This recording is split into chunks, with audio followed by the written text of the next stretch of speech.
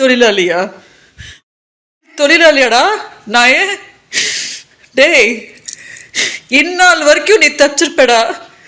இந்த நொடியில இருந்து நீ வந்து எப்படி செருப்பால் அடிக்க வாங்க போறேன் பார். தொழிலாளினா நான் இன்னைக்கு வந்து எங்க அக்கா வச்சுட்டு பெங்களூர்ல தச்சிட்டு கிடப்படா. நாசமா போவடா, நீ நாசமா போவடா. என்னோட கண்ணீரோட நீ என்ன பண்ண போது பார். உன்னை என்ன பண்ண போது பார். ஒரு அரசியல் கட்சி தலைவராக கண்ணியம் இல்லாமல் எது கண்ணியம்னு சொல்லுங்க. என்னை பாலியல் குற்றவாளின்னு நீங்க எப்படி சொல்றீங்க? நீங்க நீதிபதியா? ஒரு பாலியல் தொழிலாளி அவ, அதுக்கு ஆதாரங்களை நான் காட்டவா? நான் எவ்வளவு 15 ஆண்டுகள் கண்ணியமா இருந்தபோது நீங்கள்லாம் என்ன புடுங்குனீங்க? ஏன்னா அவள் தான் பொண்ணு, அவளுக்கு தான் மனசு இருக்கு, அவளுக்கு தான் காயம்பட, அவளுக்கு தான் நீதி. எங்கள் வீட்டில் பெண்கள் இல்லை, என்னை பெற்ற தாய் இல்லை, என் உடன் பிறந்த அக்கா தங்கைகள் இல்லை, என்னை நேசிச்சு நிற்கிற உலகம் முழுமைக்கு என் சொந்தங்கள் இல்லை, என்னை உயிராக நேசிச்சு வந்து வாழ்கிற என் மனைவி இல்லை, அவளுக்கெல்லாம் மனசு இல்லை, காயம் இல்லை. ஒரு சமூகத்தை நேசிச்சு நிற்கிற ஒரு மகனை முச்சந்தில் நிச்சு தினம் அவமானப்படுத்திக்கிட்டு இருக்கிறீங்க. உங்களுக்கெல்லாம் என்ன, உங்களுக்கெல்லாம் தகுதி இருக்குது? அரசியல் தலைமையில் பெரிய தலைமை பண்பாடு மிக்க என்னடா அந்த நாட்டை புண்ணியவானும் கண்ணியவானும் ஆண்டுகிட்டு இருக்கீங்க? என்ன யோக்கியது இருக்கு என்னை கேள்வி கேட்க பேசுறதுக்கு? அரசியல் நான் கேட்டதில் உங்களுக்கு கண்ணியம் குறைஞ்சிருச்சுன்னா நீங்கள் பண்ணுற செயலுக்கு பேர் என்ன? நீ எப்படி முடிவு பண்ணுற? எப்படி முடிவு பண்ணுற நீ?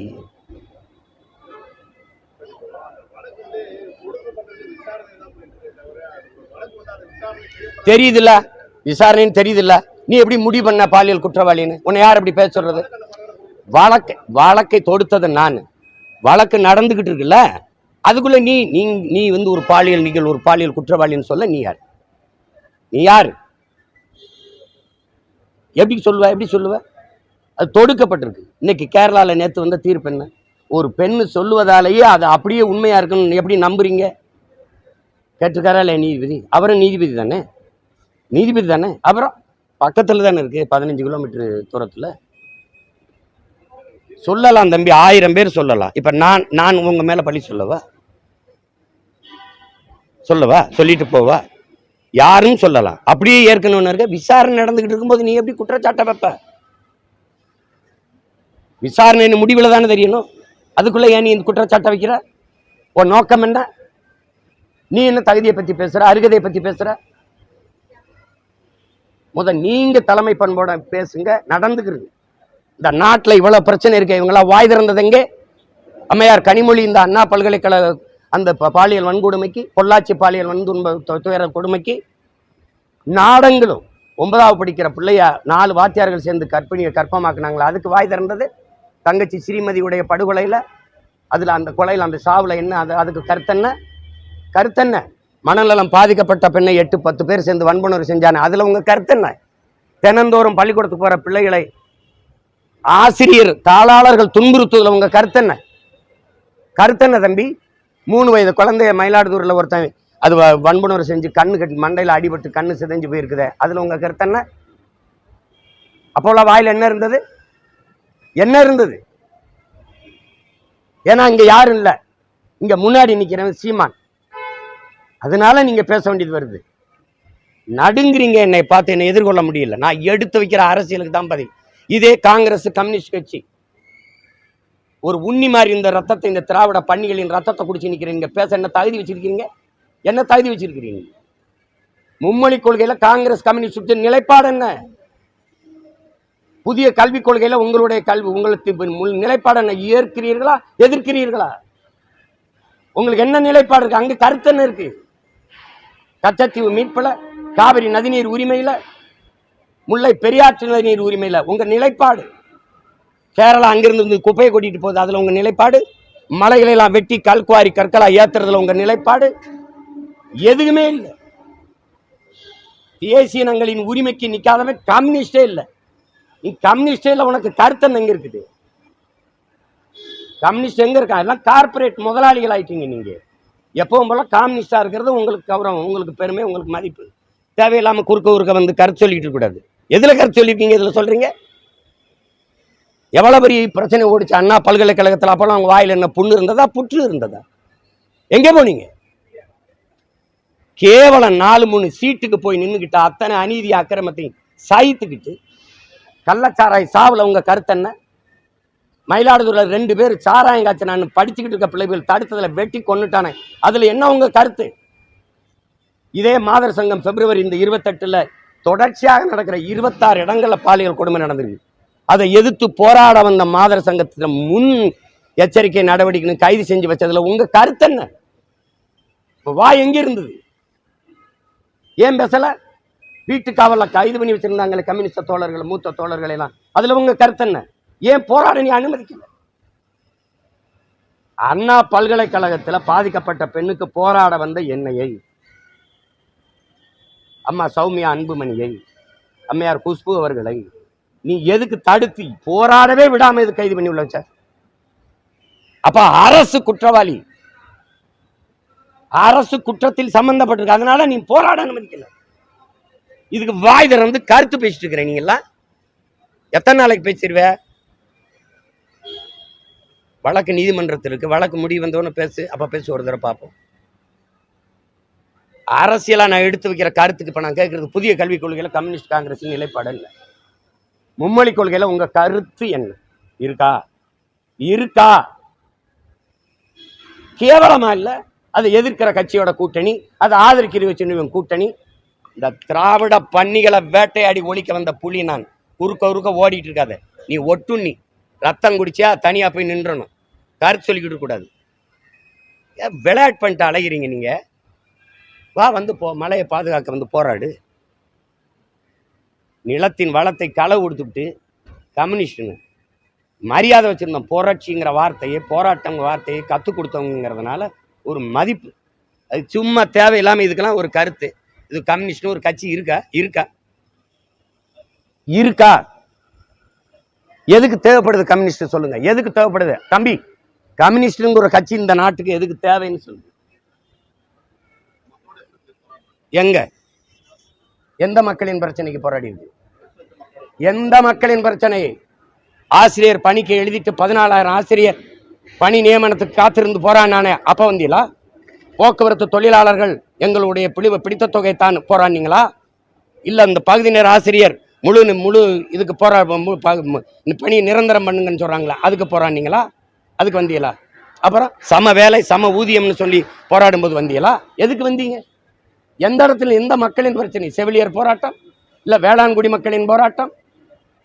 இப்ப கல் இறக்கிற போராட்டத்தை ஐயா நல்லசாமி தொடர்ச்சியா எடுக்கிறாரு, அது உழவர் குடிகளின் பிரச்சனை இல்லையா? இப்ப மீனவர்கள் ராமேஸ்வரத்துல உண்ணா போராடிட்டு இருக்காங்கல்ல, அது மக்களின் பிரச்சனை இல்லையா? அதுக்கு எங்க போச்சு காங்கிரஸ் கம்யூனிஸ்ட்லாம்? போராட்டம்ங்கிற சொல்லு உங்களுக்கு எங்க இருக்கு?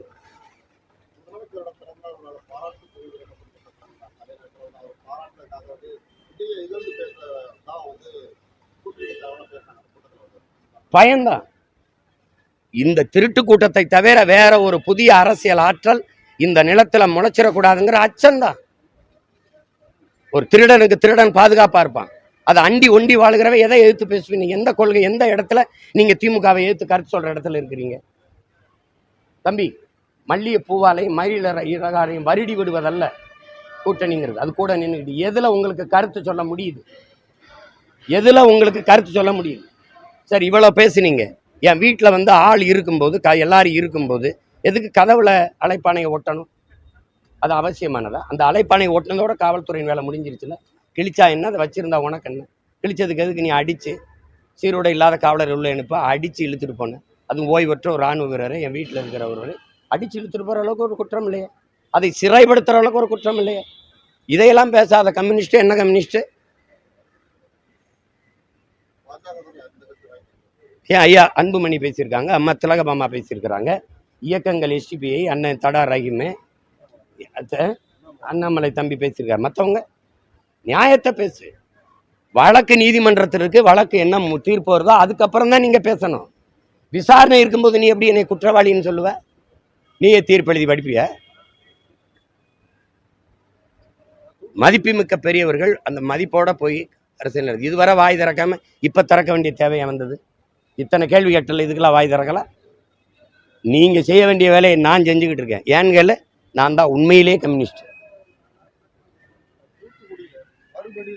இவங்கெல்லாம் சொல்றாங்க, இவங்கெல்லாம் அது பாலிகள் அப்படின்னு. இருங்க, நான் சொல்றதுக்கு நான் நான் நான் நான் பேசுகிற தலைவருக்கு தான் பேசிட்டு இருக்கிறேன். பேசுகிற தலைவர் பெருமக்களுக்கு சொல்றேன். நீங்க தான் சொல்றீங்க வந்து என்ஜாய்மெண்ட் வித்தவுட் ரெஸ்பான்சிபிலிட்டி. யாராவது பாசத்துக்கு பிள்ளைய பெறுவானா? தேவைன்னா அவ போயிட்டு அப்படி போயிட்டு இருக்கு. இதுக்கெல்லாம் கல்யாணத்தை பண்ணிக்கிட்டு இதுக்கெல்லாம் குடும்பம்னு வாழ்ந்துக்கிட்டவனா இருப்பானா? என்ஜாய்மெண்ட் வித்தவுட் ரெஸ்பான்சிபிலிட்டின்னு ஐயா இங்கிலீஷ்லேயே சொல்றாரு. அப்படின்னு சொன்னது யாரு? உங்க ஐயா சொன்னாருன்னு இப்ப இருக்கிற ஐயா சொல்றாரா இல்லையா? சொல்றாரு. இப்ப என்ஜாய்மெண்ட் வித்தவுட் ரெஸ்பான்சிபிலிட்டி சொன்னவர் உங்க பெரியார். ஒன்று பெரியார தலைவராக ஏற்றிருக்கிறீங்க. அப்ப என்ஜாய்மெண்ட் வித்தவுட் ரெஸ்பான்சிபிலிட்டியில் உங்க ரெஸ்பான்சிபிலிட்டி இங்கே என்ன? இல்லை அம்மையார் கனிமொழிக்கும் சேர்த்தான் கேட்குறேன். இந்த கம்யூனிஸ்ட் தோழர்களுக்கு தான் கேட்குறேன்.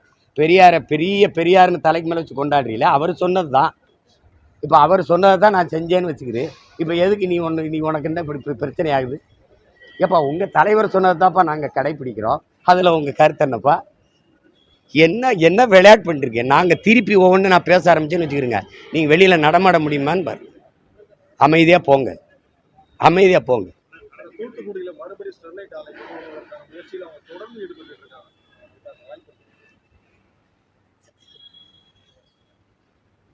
அதை திறக்க விடுறதுக்கு அண்ணன் இவ்வளோ பெரிய படையை வச்சுக்கிட்டு இயங்கிக்கிட்டு இருக்கேன். தேர்தல் அரசியல் வெற்றியெல்லாம் எனக்கு 4ஆம் பட்சம். என் நிலமும் என் வளமும் என் மக்களின் நலமும் தான் எனக்கு முக்கியம். மக்களுக்கென்று ஒரு படை இல்லை என்றால் மக்களுக்கென்று ஒன்றுமே இல்லைங்கிற அம்மா செத்து. இப்போ என் மக்களுக்கென்று ஒரு படை இருக்கு. அது நாம் தமிழர் என்கிற அரசியல் புரட்சி படை. தேர்தலில் நிற்பேன், நிற்கலை நான் போவேன். ஆனால் என் மக்கள் இந்த நிலத்தின் வளத்தையும் பாதுகாக்கிறது, மக்களின் நலத்தை நிலத்தின் வளத்தை யார் கெடுத்தாலும் தடுத்து போராடுற வேலை எங்களோடது. நீ திறந்துரு பார்ப்போம் ஸ்டெர்லைட்டை. திறந்துரு. இந்த திராவிட கூட்டம் மாதிரியா? நாங்கள் வந்தால் துப்பாக்கி சூடு அதில் ஈடுபட்டவர்கள் 2 மாதத்தில் நாங்கள் நீதியை பெற்றுக் கொடுப்போம், தண்டனை பெற்றுக் கொடுப்போம். என்ன நடந்தது? கொடநாடு கொலைக்கு என்ன விசாரணை? பொள்ளாச்சி பாலியல் வன்புணர்வுக்கு அந்த கொடுமைக்கு என்ன விசாரணை? அந்த காணொலி இப்போ மறுபடியும் வெளியிடுவோமா? கதறி அந்த தங்கைகள் துடிச்சதெல்லாம் பார்த்து அப்போ கொந்தளிச்சியல.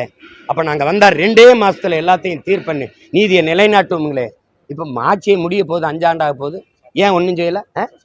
சாத்தான்குளத்தில் எல்லாமே சொன்னீங்க, எங்கே செஞ்சீங்க? கொடநாட்டில் கொலை நடந்ததா இல்லையா? எல்லாருக்கும் தெரியும். 5 பேர் செத்தானா இல்லையா? செத்தான். யாரோ ஒருத்தன் கொண்டிருக்கான். ஒரு நொடி கூட, ஒரு நிமிடம் கூட மின்சாரம் அணையாத இடத்தில் 1 மணி நேரம் மின்சாரம் எப்படி அணைஞ்சது? யார் கேட்டது? அதுக்கான விசாரணை இல்லை. யார் குற்றவாளி?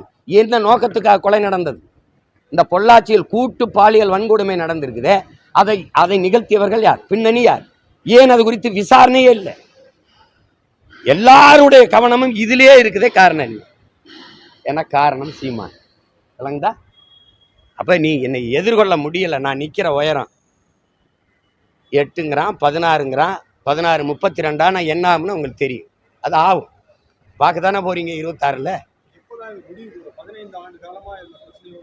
முடிவுக்கு வரணும்னு தான் நான் வழக்கு தொடுத்தேன். நீங்க அதை விரும்பல, இழுக்கிறீங்க. என்னை அவமானப்படுத்துறது, சிதைச்சிறதுன்னு நினைக்கிறீங்க. நான் எல்லா மக்களும் என்னை கவனிச்சுட்டு தான் இருக்காங்க. நீங்க என்னை சமாளிக்க முடியாம இந்த அவதூறையே சுமத்தி என்னை வந்து அது என்னை எப்படி சொல்றதுங்க, இது சிரமப்படுத்துறீங்கன்னு எல்லாருக்கும் தெரியுது.